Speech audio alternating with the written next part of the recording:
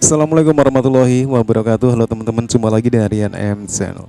Oke, buat teman-teman yang klik video ini, saya harapkan mudah-mudahan teman-teman masih dalam kondisi sehat walafiat. Dan jangan lupa dukung channel ini dengan cara like juga subscribe. Baik, di kesempatan kali ini saya akan ajak teman-teman untuk melihat sebuah video yang menarik sekaligus untuk berbagi informasi. Satu buah video yang diambil dari Bagi-Bagi Channel dengan sebuah videonya yang menarik teman-teman.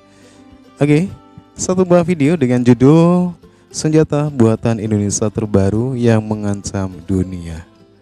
Oke, kira-kira bagaimana ulasannya dan senjata apa saja yang dibuat? Kita akan lihat sebelum kita berkomentar. 1, 2, 3. Bagi-bagi, apa kabarnya? Semoga dalam keadaan sehat ya.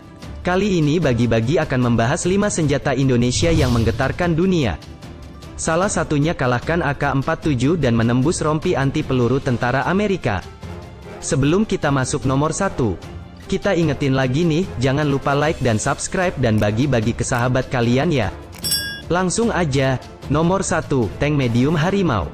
Sahabat Bagi-Bagi, tank ini adalah produk terbaru tank dari PT Pindad.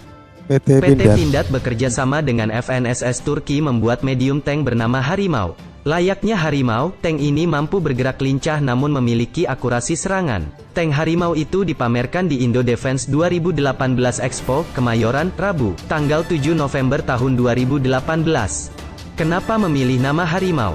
Karena kemampuan Harimau dalam menyergap dan mobilitas tinggi. Itulah yang kita inginkan. Kemampuan gerak dan manuvernya lincah sekali.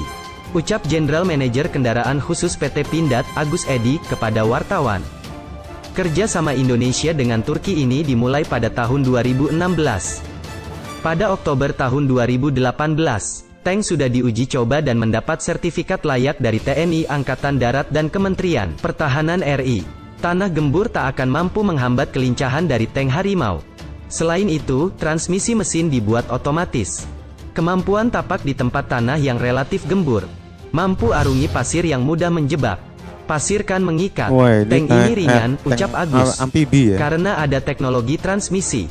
Kita punya teknologi transmisi terbaru, ucapnya. Tank ini diisi oleh 3 orang, pengendara, penembak, dan pemberi komando.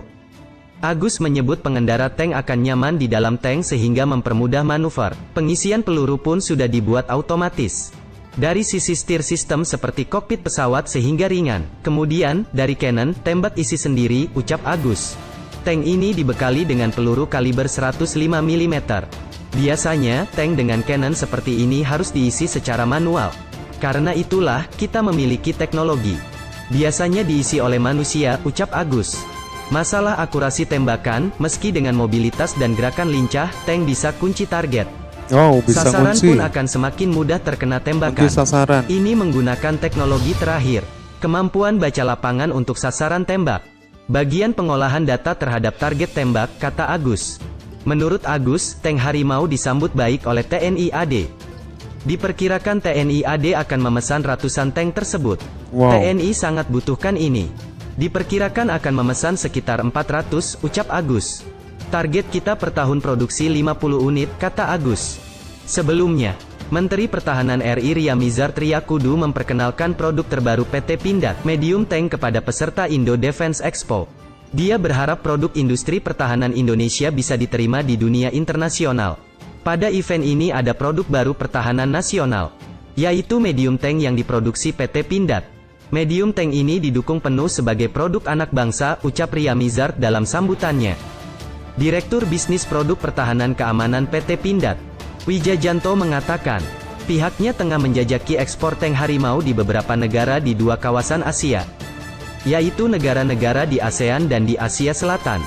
Kami sedang ikut tender di salah satu negara ASEAN dan di negara Asia Selatan. Di ASEAN 44 unit. Kalau yang di Asia Selatan 120 unit, katanya, seperti dikutip dari Antara, Jumat, tanggal 12 April tahun 2019. Wijajanto enggan menyebutkan nama negaranya.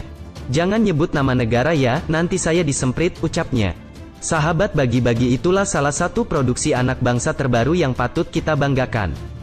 Langsung aja kita masuk nomor 2. Oh, ini nomor 2 Senjata ini. SS-1V1 buatan PT Kayak Pindad. AK ya. Senjata SS-1V1 buatan PT Pindad yang digunakan Korps Marinir TNI Angkatan Laut, mampu menembus rompi anti peluru dan helm tempur yang digunakan Korps Marinir Amerika Serikat. Wow. Menurut siaran media dari Dinas Penerangan Komando Armada RI Kawasan Timur Jakarta Kamis, tanggal 14 Juli tahun 2016.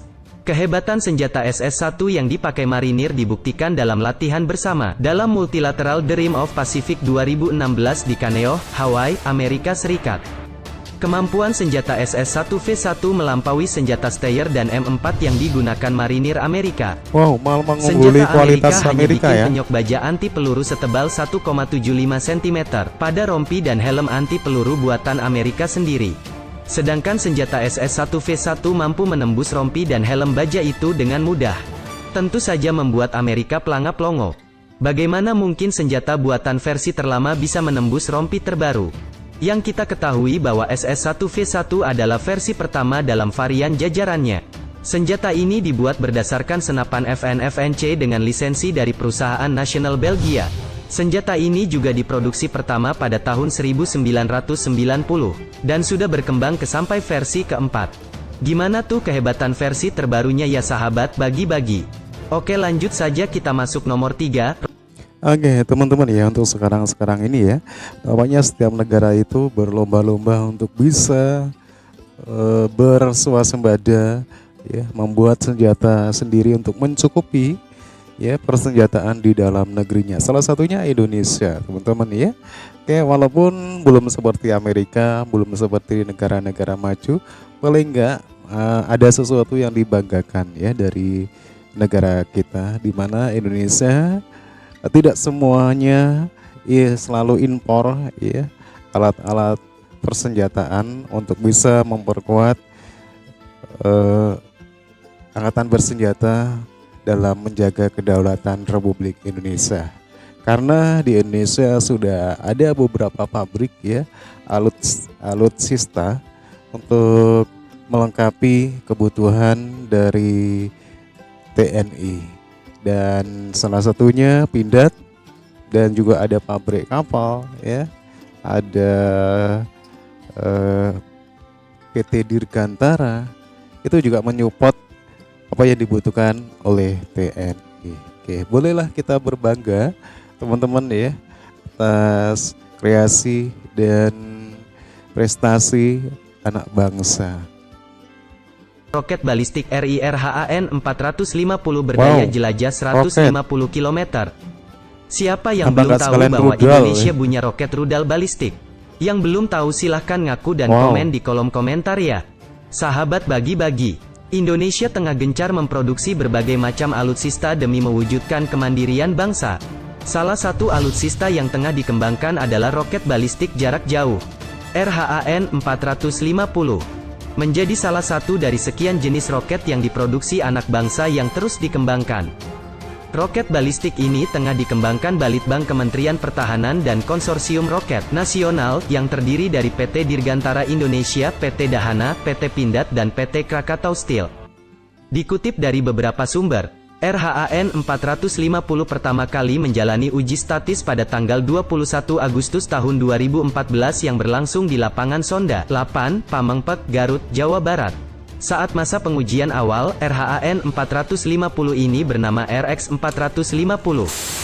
Roket ini akhirnya pertama kali diluncurkan dalam masa uji coba pertama pada Mei tahun 2015, dengan jarak jelajah saat itu mencapai 100 km, dan sukses. Namun seiring pengembangannya, Konsorsium Roket Nasional menggandeng Lapan dalam meningkatkan kemampuan RX 450. Terakhir, roket ini kembali diuji coba pada Desember tahun 2016. Dalam uji coba itu, jarak jelajah roket ini meningkat menjadi 150 km. Uji coba saat itu RX 450 sudah berubah nama menjadi RHAN 450. Dengan perubahan nama ini, berarti roket balistik ini sudah siap memasuki tahap produksi. Dengan demikian, RHAN 450 akan melengkapi produksi roket Indonesia lainnya, seperti RHAN 122 yang memiliki jarak jelajah 40-50 km. Selain berperan sebagai roket balistik untuk kepentingan militer, Basis RHAN-450 juga direncanakan sebagai bagian dari roket bertingkat yang akan digunakan sebagai roket pengorbit satelit.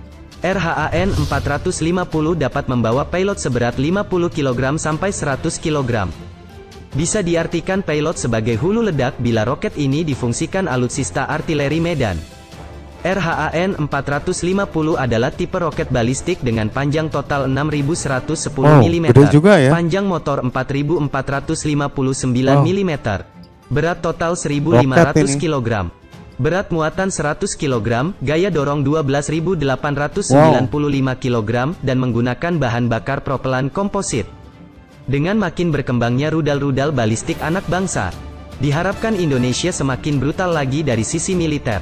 Di mana kita tahu sahabat bagi-bagi, beberapa negara sudah banyak membuat satuan tempur rudal. Seperti China, Amerika dan Rusia.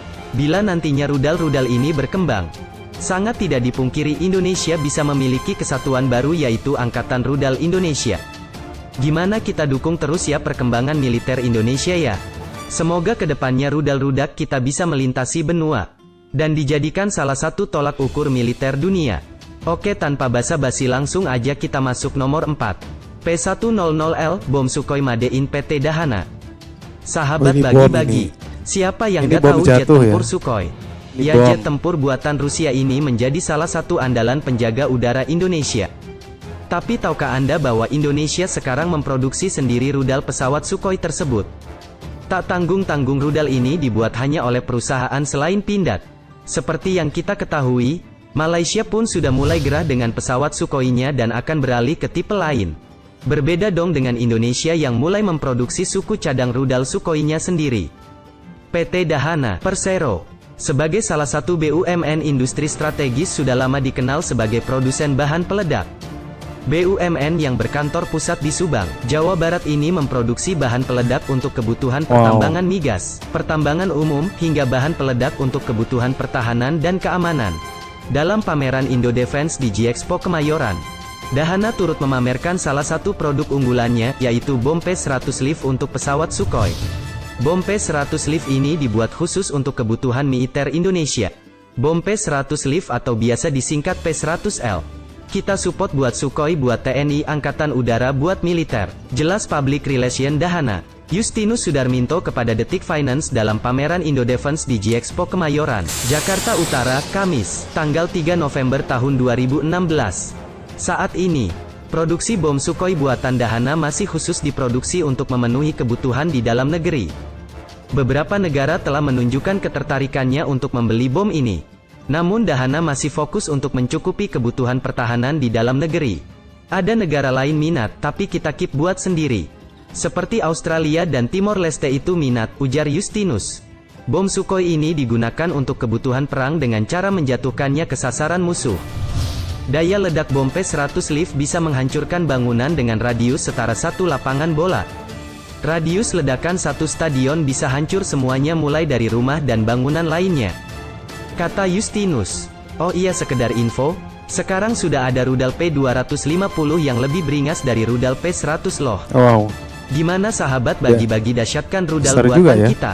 Oke, kita masuk yang terakhir dan paling Yang mutakhir terakhir apa sahabat ini? bagi-bagi, yaitu rudal petir generasi 3. Wow, rudal petir. Kini mampu melesat 350 km per jam dan dilengkapi sistem otomatis. Awalnya petir dirancang sebagai rudal jelajah dengan kecepatan subsonik untuk menghajar sasaran sejauh 60 km. Pesawat ya, Berita bentuknya. penampakan rudal asli buatan PT Sari Bahari ini pun sempat membetot perhatian publik. Selain menjadi bukti inovasi dan kemandirian industri pertahanan nasional, desain petir yang menyerupai jet tempur F-18 Hornet menjadi perhatian sendiri. Pesawat ya. Bahkan petir sudah mengadopsi mesin turbin. Meski tak lagi menjadi fokus perhatian, sosok petir tetap ditampilkan oleh PT Sari Bahari dalam ajang Indo Defense 2016. Masih dibalut warna cat kamuflase loreng biru. Pihak produsen kini mengarahkan pemasaran petir bukan sebagai rudal, melainkan dialihkan sebagai target drone. Mengutip sumber dari PT Sari Bahari, sebagai target drone kini petir dalam proses penjajakan untuk digunakan oleh satuan TNI dalam operasionalnya. Karena tidak dilengkapi fasilitas roda, petir dilontarkan lewat platform peluncur. Sementara untuk mendaratkannya menggunakan jaring. Petir dirancang sebagai rudal permukaan berkemampuan balistik. Dengan program yang ditanam, rudal petir dapat disetting untuk menuju ke target sasaran vital tertentu yang tidak bergerak, dengan titik rendahan terbang berada pada ketinggian 20 meter. Petir mampu melintasi kontur, sehingga meminimalkan untuk terbaca oleh radar dan menghindari frekuensi, serta mereduksi risiko di jamming. Poin keunggulan petir diantaranya untuk penginderaan sasaran. Di antaranya sudah mengadopsi multiple 3D point. Ini lebih maju daripada rudal yang menggunakan seekor. Konsekuensinya petir nanti dibenamkan prosesor tingkat tinggi untuk memproses data sasaran tembak. Petir menggunakan engine standar dengan kecepatan 260 km per jam. Teknisi sedang merancang engine sendiri yang diharapkan mampu mendongkrak kecepatan petir menjadi 500 km per jam. Sejak 2014, 3 prototipe petir menjalani serangkaian uji coba. Yang terakhir, pengujian terbang dilakukan di Pamengpeuk, Jawa Barat. Selama percobaan, petir belum diisi hulu ledak karena hanya menguji aspek aerodinamika. Petir diklaim cocok dengan kebutuhan militer Indonesia. Selama ini rudal dengan jarak jelajah 45-60 km belum terisi.